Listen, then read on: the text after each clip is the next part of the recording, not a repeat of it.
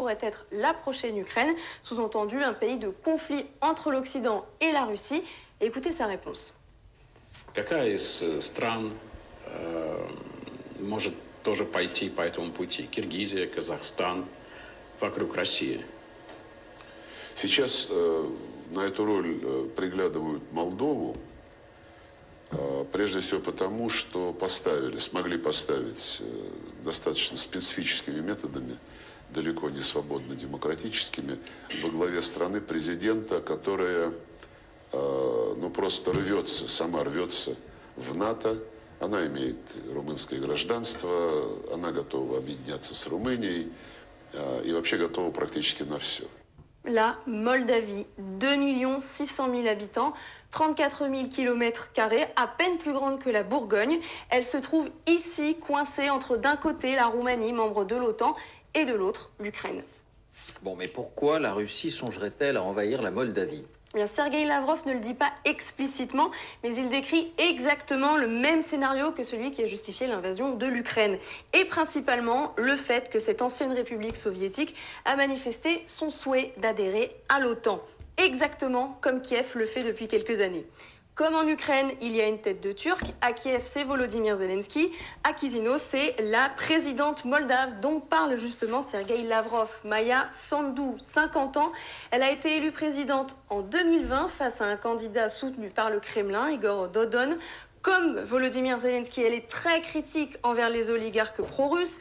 Comme lui aussi, elle veut entrer dans l'Union européenne. Bref, voilà une ancienne partie de l'URSS qui veut échapper à l'influence de Moscou pour s'ancrer à l'ouest. Et pour Sergueï Lavrov, il ne fait aucun doute que, comme en Ukraine, ce sont les États-Unis et l'Occident qui tirent les ficelles pour diminuer cette influence de Moscou. Et puis, on peut aller un peu plus loin et trouver qu'il y a un autre point commun avec l'Ukraine, c'est que des troupes russes sont déjà présentes en Moldavie. Oui, les histoires des deux pays sont incroyablement semblables. Lorsque la Moldavie a proclamé son indépendance, une partie de son territoire, largement peuplée de russophones, s'est inquiétée, un peu comme au Donbass pour l'Ukraine. Puis elle s'est autoproclamée indépendante et les séparatistes armés étaient directement soutenus par Moscou. Moscou, qui vous l'avez dit, a d'ailleurs toujours 1500 soldats sur place et qui contrôle de fait cette partie du territoire, cette bande que nous avons représentée en blanc, qui représente environ 12% du pays. Est-ce qu'il est vraiment imaginable, aujourd'hui, que la guerre s'étende à la Moldavie ? Eh bien, en tout cas, ce scénario, les Moldaves le craignent depuis le début de l'invasion de l'Ukraine. Voici ce que déclare la ministre de l'Intérieur moldave, Anna Revenko, dans les colonnes du journal du dimanche. Moscou nous menace en utilisant toutes les armes à sa disposition. Le chantage énergétique, la déstabilisation politique, des cyberattaques contre nos ministères et nos institutions, des alertes à la bombe imaginaire contre des hôpitaux ou des aéroports. Dernier point, David, dans l'esprit des nationalistes russes, l'idée d'un élargissement du conflit à d'autres pays ne se limite pas à la Moldavie. Écoutez par exemple ce débat à la télévision publique russe, c'était ces dernières heures. Украина не нужна как плацдарм для наступления туда, на запад. Нам Украина нужна как буфер от их наступления, от разные стратегические установки. Отсюда, что... С вами многие не согласятся. Ну, возможно. Некоторые считают, что как раз буфер нам не нужен, а нам нужна прям линия соприкосновения. Я считаю, что выход на границу с Польшей, некоторые считают, надо идти дальше на страны НАТО и так далее. Я не буду сейчас обосновывать, я думаю, что у нас нет для этого ни возможности даже потом с этими странами что-то там делать вообще, с этими территориями. La question est posée. Visiblement, la question est posée dans le débat public russe. Merci Fanny. Comment est-ce que vous interprétez, Jean-Dominique, ces déclarations de Sergueï Lavrov sur la Moldavie ? Écoutez, moi ce que je dirais, c'est que ce qui me frappe, c'est que au fil des mois, on passe dans le discours russe, de plus en plus, ils ont commencé par dire on va dénazifier l'Ukraine. Bon. Maintenant, de plus en plus, on est en guerre contre l'OTAN. Donc effectivement, la Moldavie, avec cette curiosité géopolitique qu'est cette petite région séparatiste de Transnistrie, est un maillon faible, non pas de l'OTAN, mais de cette région géopolitiquement, comme le sont d'ailleurs les Balkans occidentaux, parce que c'est des pays qui n'ont pas été encore incorporés, soit dans l'Union européenne, soit dans l'OTAN. Donc ce sont des régions d'un point de vue géopolitique, qui sont délicates.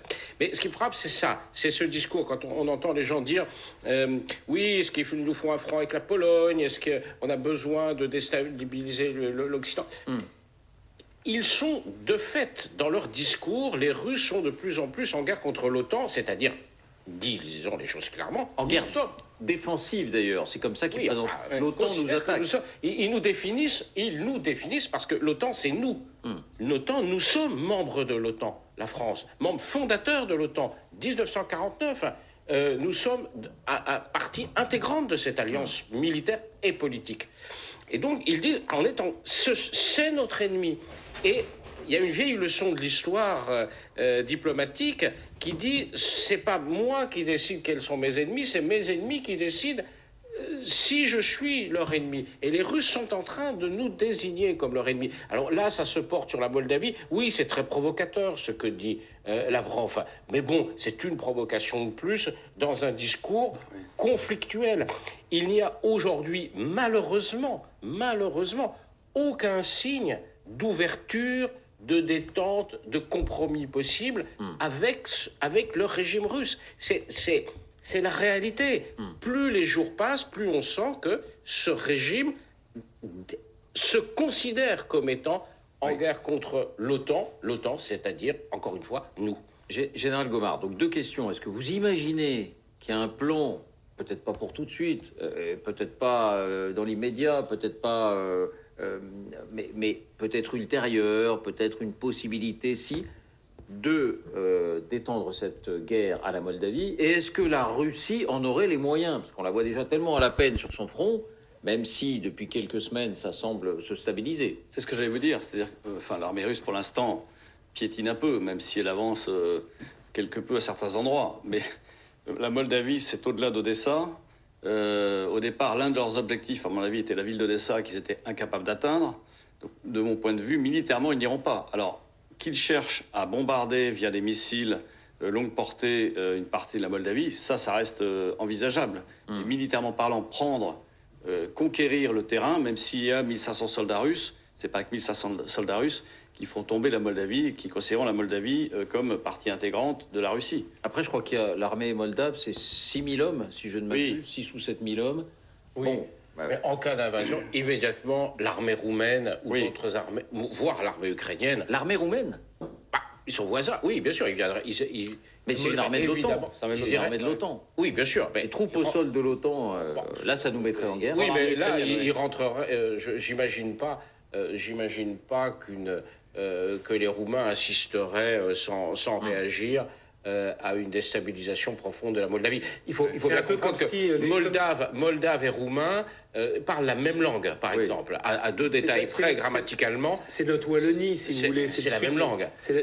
Imaginez qu'une armée pénètre en Belgique, envahisse la Wallonie, nous les Français, on se sentirait évidemment immédiatement concernés. Parce qu'en plus, on est après, je veux dire, les Roumains se sentiraient directement attaqués. Donc je suis assez d'accord avec Jean-Dominique, là ils iraient au clash avec l'OTAN. Mais ce qui est intéressant, moi je trouve, dans le discours de Lavrov, c'est que le narratif russe s'effondre une nouvelle fois.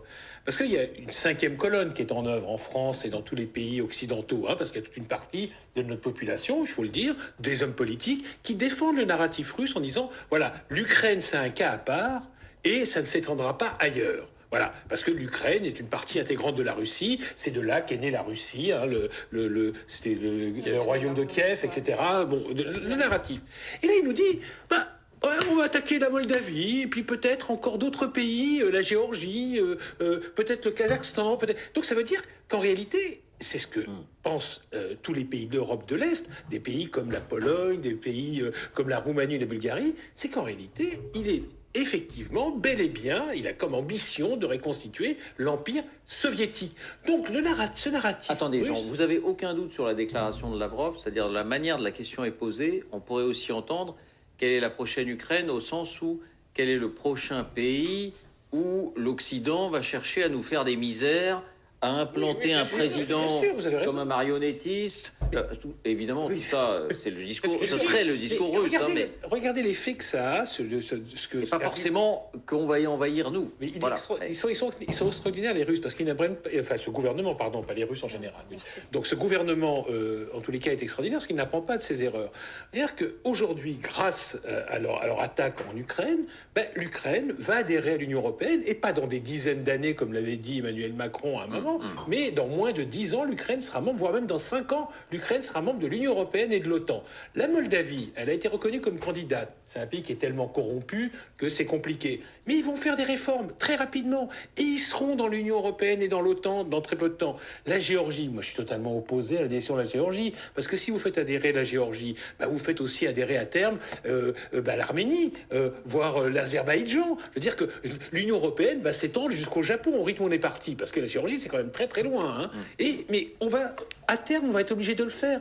Et là, le cauchemar russe d'une idée d'une Russie qui est cernée par les pays de l'OTAN et de l'Union européenne est en train de se réaliser. Et c'est incroyable. Et Lavrov, une nouvelle fois, qui montre aussi, quand même, il y a un problème d'intelligence de ces gens-là, parce qu'ils ne savent même plus faire de la diplomatie. Lavrov aurait dû se taire en disant non.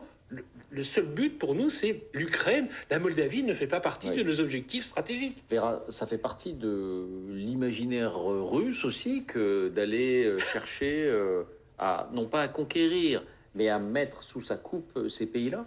Bon, pas l'imagination russe, mais l'imagination de Poutine, ça c'est sûr. Je suis d'accord que ce régime, au fond, il est très revanchiste.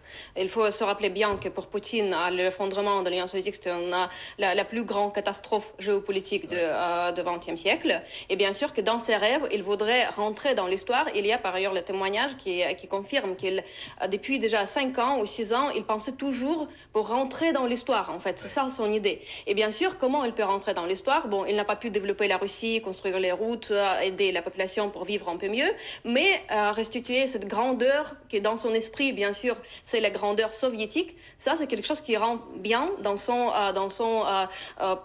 ses plans, dans sa vision du monde, comment il voit son rôle dans l'histoire. Et même si pour vous, ce que dit Lavrov, ça paraît un peu marrant et ça paraît plutôt un jeu de muscles, effectivement, pour l'instant, à mon avis, c'est le cas. Il fait le jeu de muscles par rapport aux populations occidentales, mais aussi pour montrer aux Russes, voilà, nous sommes forts, nous ne lâchons pas, pardon.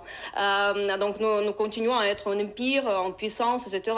Mais derrière, à mon avis, ça montre aussi l'état d'esprit au Kremlin, que quand même, il croit que c'est possible. Peut-être pas maintenant, c'est parce que Poutine, il est assez opportuniste. Il n'a pas de stratégie de long terme, jamais. Il cherche les opportunités. Et dans son plan, en fait, il y a la possibilité qu'en quelques moments, par exemple, l'Occident va être fatigué, il va plus aider l'Ukraine. Et qui sait, peut-être il va lâcher. Il ne sait pas. Bien sûr, il peut pas. Et encore une fois, il calcule pas. Mais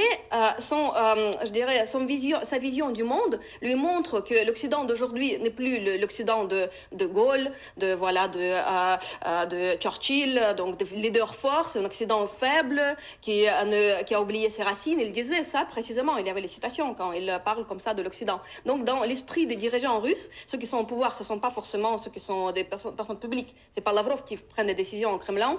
C'est plutôt par exemple l'oligarque, l'ami proche de Poutine, Yuri Kovalchuk.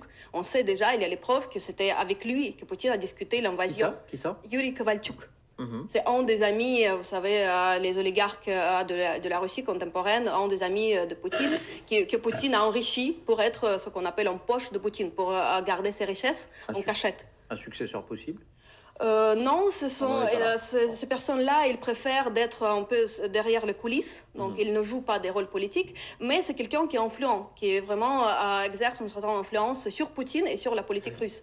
Donc dans leur esprit, c'est possible, parce qu'ils sont assez déconnectés de la réalité, ils ne savent pas comment les choses sont sur le terrain, et dans leur imagination, il y aura peut-être un moment dans l'histoire, par exemple dans les mois qui viennent, quand la guerre, ça va être la guerre d'usure, peut-être dans leur esprit, il y aura la possibilité. Donc c'est pas tout à fait complètement les fantaisies. C'est quelque chose qui peut être dans leurs esprits. Bon, je voulais vous entendre aussi en quelques mots et avant